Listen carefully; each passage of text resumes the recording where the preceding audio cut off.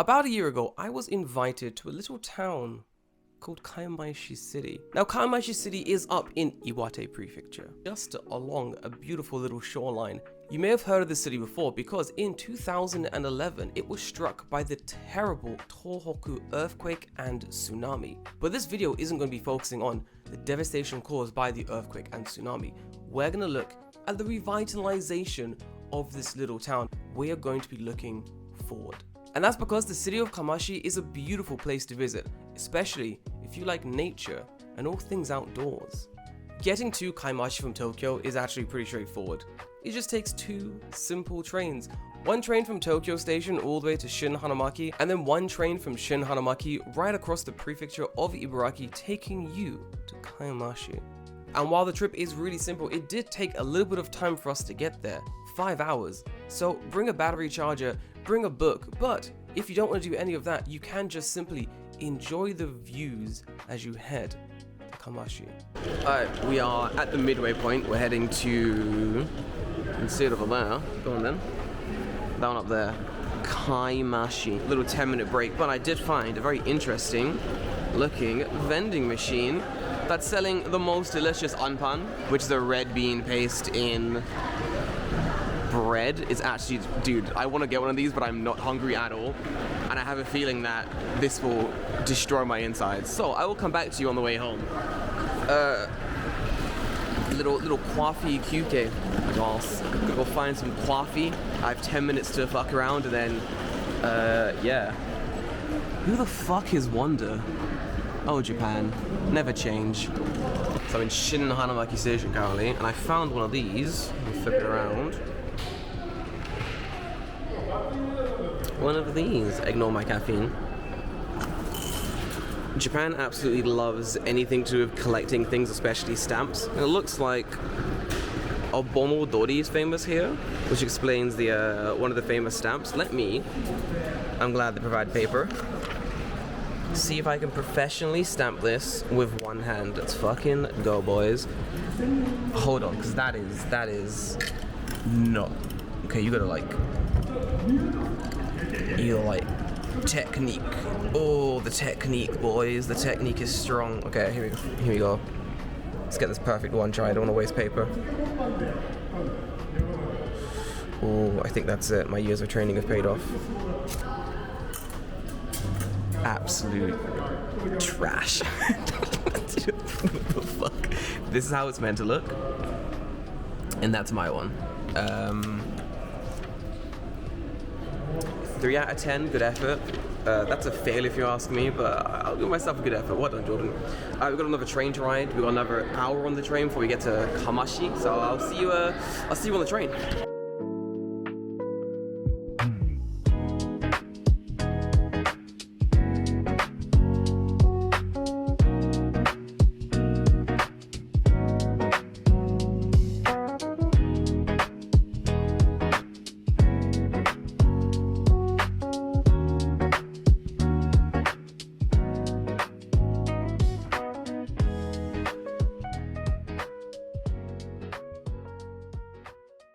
I brought the mic out because this train's pretty loud, but we are on the second train going to Kamaishi. I got a little bento from our distinguished guest. Now, the thing about Japanese bentos are, they're pretty damn good. Like, I don't know what they do with these bentos, but they are always so freaking delicious. For some reason, in this bento, you get 2 types of rice. One is like a chicken egg rice, it looks like. One is more traditional with boshi. We got a little karaage, a little fried chicken, some fish. You can see under my chopsticks, a little bit of a hotate, a little bit of shellfish. We're here for that. Vegetables to keep me alive during these long hiking hours. I don't know what that green thing is. I'm a little bit afraid of it. Something that's been stewed. Either way, Japanese bentos are pretty damn good. And you can't beat these views, can you?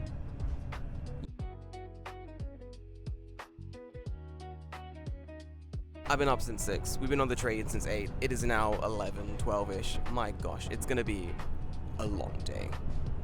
I'll see you there. Wait, something's burning. Hold on.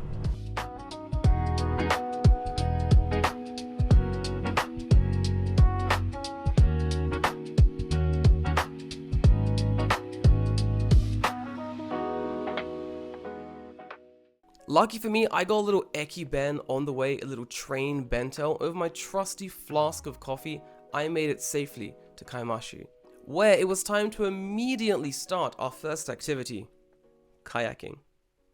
I've arrived, garbage in hand, as one is meant to do. Always take your garbage with you. I'm at Kamaishi Station, very loud currently. But we roll up, and what do I find? Bloody Pokemon train, ready and waiting for me. Dude, that is a sign it's gonna be a great bloody adventure. Alright, first thing of the day, we're gonna go kayaking, so let me get to that. I'll talk to you guys in a bit. I gotta get ready, gotta change my clothes, because this is not kayaking attire. I don't know if you can hear me, it's so loud, but I'll see you in a bit. Funnily enough, on the day that we were going to Kamaishi, there was actually massive train delays. I'm talking like we were meant to get to Kamaishi station at something like 3 o'clock. We didn't get there till about 4:30. That's not crazy, but when you're fighting the sun and sunset is looming and you have many different activities that were scheduled to be done, it can be an issue. So while my first activity was kayaking, originally I was meant to do 2 ocean-bound activities, one being kayaking and the other being a pleasure cruise. But because we arrived there late, it was decided that people can pick and choose which activity they wanted. And luckily, me and my friend decided kayaking was the way to go. Let me tell you, it was the way to go. But first, I had to get myself fitted into this lovely kayaking dry suit. It was weird. Okay, I'm in the shower room because they've given me this wetsuit. They've given me this wetsuit. And the question now is, how do I put this on? Because I don't think my hair is gonna fit through this hole in the top of the wetsuit. But either way, I have to put this on. So we're gonna see if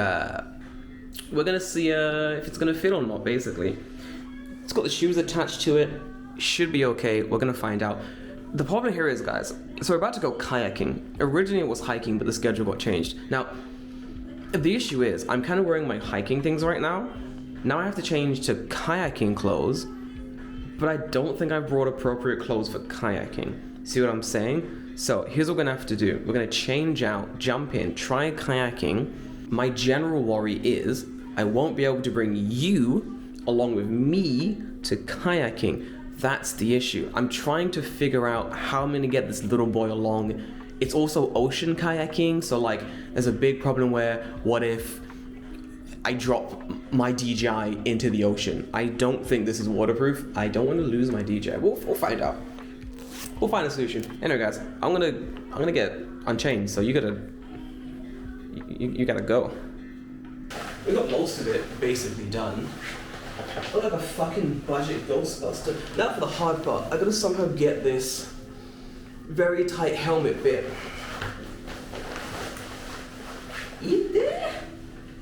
Ow, fuck me, dude.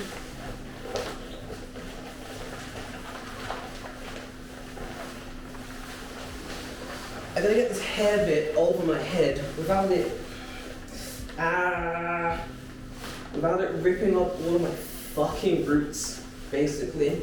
So here's the idea. I'm just gonna shove it all in. Fuck me, dude. And just,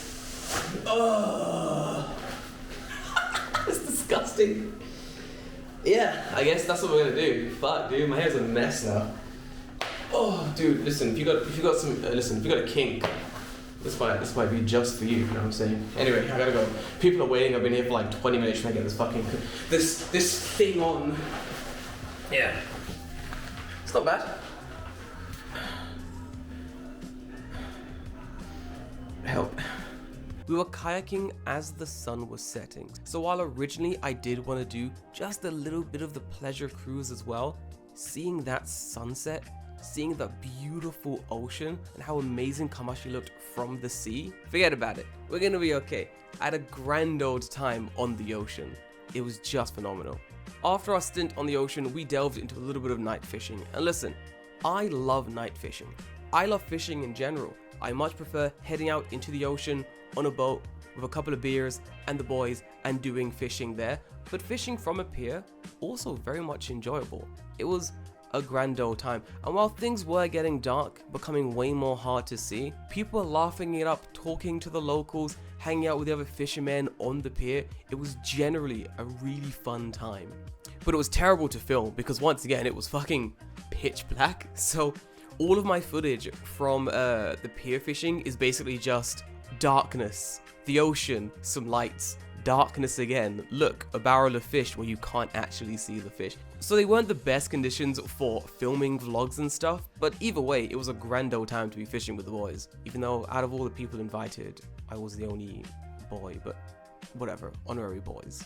Well, let's talk about the trip really quickly. Why was I invited to Kamaishi? They're just trying to get more people aware that the region even exists. It's got beautiful hiking trails, it's got some amazing culture, some fantastic festivals, some we'll see at the end of this video, so stay right there. But also, some delicious food, great fish because you're right near the ocean, and honestly, some of the nicest people I've met in Japan in a long time. In Japan, no matter where I go, I kind of stand out. I got big hair, I got a big personality, I got a weird big aura, and even if I'm not trying to stand out, I'm just gonna end up standing out. It can't be helped. So I'm used to people staring, I'm used to people asking me questions, some inappropriate, some weird, some stupid. I'm used to the comments, So when I was invited to the tiny coastal town of Kamaishi, I naturally assumed I was gonna get some weird comments or weird stares or looks or what have you, but generally it wasn't really like that. Everyone was just kind of chill. We even went to a big super center, which is sometimes a little bit difficult in big rural areas because,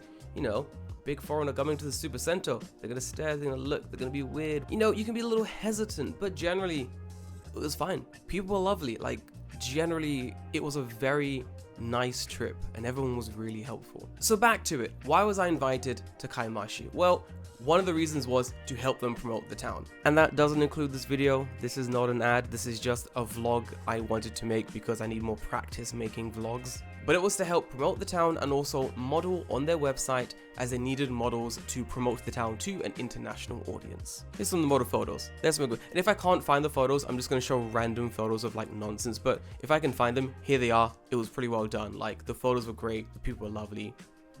Back to it, because we had dinner coming up next. Dinner was fantastic. If you remember, just a few short moments ago, we were night fishing.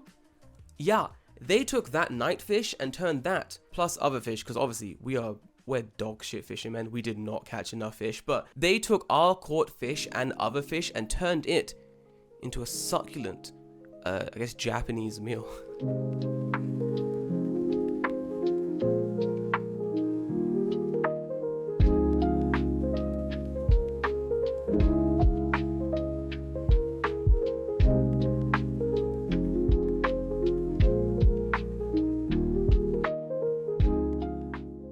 It's dinner time, boys. Basically, the plan is easy. It's basically everything that lives in the ocean we're about to devour, be it fish, be it nori, be it seaweed, and also carrots. Carrots live in the ocean, don't question me. The plan is simple. You take the items and you put them in the shabu shabu. The plan is simple, boys. Obviously, root vegetables go in first. They take the longest. I just put the fish with no veg. We're gonna start here, dude. Easy, easy. Straight in the pot. Dance around a little bit, let it do its thing. So we got, look at that. Perfection. All right. Little raw is good, that's how you kind of want it. Straight onto the rice, my dude. Simple as that. But for this one, we're actually not even gonna eat the rice, so so anyway, itadakimasu.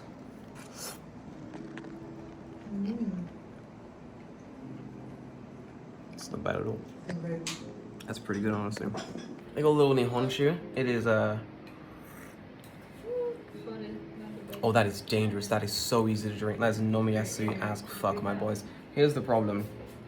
They've given me the whole bottle, okay? Now, this is an issue. So, we have to drink all of it. It's Japanese culture, right? Again. Yeah. We have no choice but to drink all this Japanese culture. We'll be trying our best to get for this bottle. There's also beer. There's also this orange drink thing I found. It's pretty good. I'll be getting progressively more drunk through the evening. Sorry, I'm interrupting your dinner. Gonna love you and leave you, boys. And after we ate, drank, swapped stories into late in the evening, and were very much merry, we had to call it a night because the next day was starting frightfully early. We had breakfast to consume, but most importantly, we had a whole nother day of activities planned. And I'll leave it to morning Jordan to take it from here. Jordan? Oh, that's good coffee. Oh my god. It is day 2 of our Kamaishi adventure, and we ended up here in this peninsula. We kind of drove through the night and sort of ended up here in what is basically some of the most picturesque landscapes I've seen in a long flipping time. And also there's one vending machine outside the Airbnb, which is pretty fun. Looking at a map, I think this is literally the only place in the area one can actually stay. There is basically nowhere else around here, which is cool if that's what you're into. But I'm here faffing about doing day 2 intros where I should be doing a little bit of breakfast inside. So real quick guys, today the menu is simple. A little bit of biking, a little bit of trekking, then I think in the afternoon, some omiyage shopping. I'm very excited. Guys, I'm gonna have some breakfast. I'll see you in there.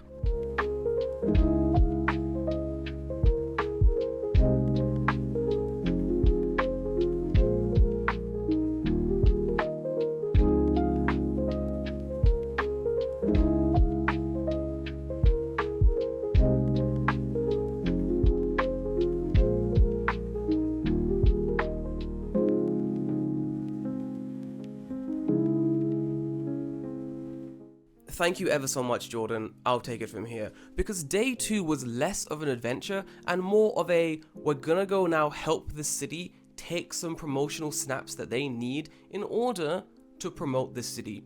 We also did learn a little bit about the 2011 earthquake and tsunami that happened and the deaths that were caused, the people that were saved, the heroes of that story. And of course, I didn't take video and photos and pictures of that. I'm not gonna include it in this video. I think it's very insensitive. I think if you want to learn about that, you can look it up online yourself, or of course you can go to Kamaishi and check out the museum that they have there. Once again, we're looking forward, you know, it's a wonderful city that I want to promote, and I want people to actually visit themselves for, you know, the good elements, the nature, the sea, the mountains. So we spent the second day exploring the city, checking out some interesting spots, diving into the city's history, and consuming all of the snacks I could get my greedy little hands on. But one of the first stops, pretty close to my heart, the dang rugby stadium. And not only just a rugby stadium, a pretty famous rugby stadium.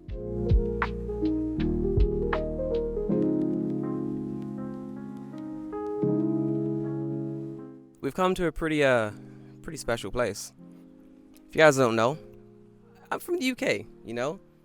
You know what that means. It means tea, a little bit of over drinking, a little bit of tomfoolery. Occasionally means soccer, but not for me. Because while I am from the UK, I'm actually half Welsh. I apologize. But you know what that means when it comes to being half Welsh. It means you're not a soccer supporter, you're a rugby fan. And I'm somewhere pretty damn special. Somewhere that hosted 2 of the 2019 Rugby World Cup matches. Giant bug, what the actual fuck.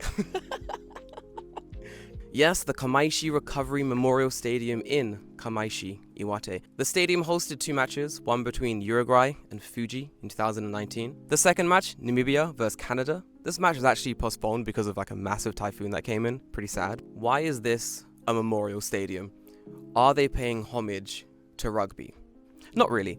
They're actually paying homage to an elementary school and a middle school that used to be on these grounds. Sadly, these places were destroyed during the Tohoku earthquake and the resulting tsunami back in 2011. It was constructed as part of the area's post-disaster reconstruction and to honor those who suffered during the earthquake and tsunami.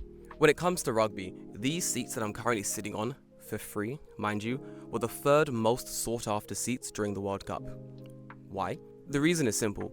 These are some of the most incredible seats I've ever seen in a rugby stadium. I can literally touch the pitch. Look at this. The pitch is right flipping there. I can jump from my seats and end up on the grass. You are so close to the action sitting here.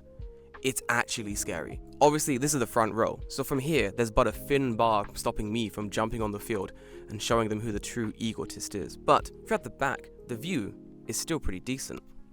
From the top of the stadium, of course, you're not as close to the action as you were in those front row seats, but if I flip this around, you'll see it's still pretty damn impressive. Like, Even in the highest seats in the stadium, you are still getting what is basically a front row seat to the action. It's no surprise that these were the third most sought after seats. I think the only real surprise is that these weren't the most sought after seats. These are crazy. This is an insane place to sit. Man, I really do hope Japan can host another Rugby World Cup, because I'll be right there, front row in Kamaishi Station, watching every single play. We had a grand day adventuring around, checking out rugby fields, learning about the history of the area. And while we were sitting down having a spot of lunch before our adventural leave back to Tokyo, we ended up coming across a random boat festival. Turns out this festival was the Sanriku Boat Festival. And in asking our guides if all this was planned, they said no. It's just been a hell of a lucky day. This festival is also known as the Kamaishi Festival because it is actually the combination of two separate festivals. Two major annual festivals from two shrines happen at the same time. One is Osaki Shrine, which is worshipped by the people relating to fishing and the sea, and the other is the Yama Shrine, which, for those who speak any Japanese, is worshipped by people relating to mining and iron ores, Yama meaning mountain in Japanese. The Mikoshi procession, the Mikoshi being the portable shrine that the god is transferred into when moving from one location to the other. This procession is actually done on a boat, and it is a grand boat indeed, sporting not only the Mikoshi but practitioners of the shrine and various colorful flags. So the festival happens in two parts, one being via boat and the other being the procession on land. We only saw the boat procession, or the towering of boats. There was also a land procession, or the Gion Parade. The festival spans about 3 days and happens in various locations in and around Kamaishi. It normally happens around October. Last year, in 2025, it was October 17th, 18th, and 19th. This year, as of recording this video, the dates of the procession isn't out yet, but if they are, I'll put them on screen now. And that, my friends, was my adventures in Kamaishi, a coastal town up in Ibaraki. Was it worth visiting? Hell yeah. Would I go back again? Most definitely, especially for the kayaking, the hiking, which I desperately wanted to do more of, and of course, the amazing ocean views and ocean festivals that happen in the area. There is such a deep connection to the mountains and the oceans in Kamaishi. I mean, they've got a giant double festival lasting 3 days celebrating just that. If you are traveling Japan and you're looking to get off the beaten path, I definitely would recommend going to Kamaishi. And if you're looking for a video talking about other areas you perhaps should or should not visit, I got one right there. Check it out if you've got some more time. Until then, guys, I'm gonna love you and leave you. Hit the like button, hit the subscribe button. Let me know in the comments down below, have you been to Kamaishi? And if not, have you been to Iwate, Ibaraki, or anywhere in the Tohoku region? I'm curious of how adventurous some of my travelers are. But until then, guys, I'll see you in the next one. See ya.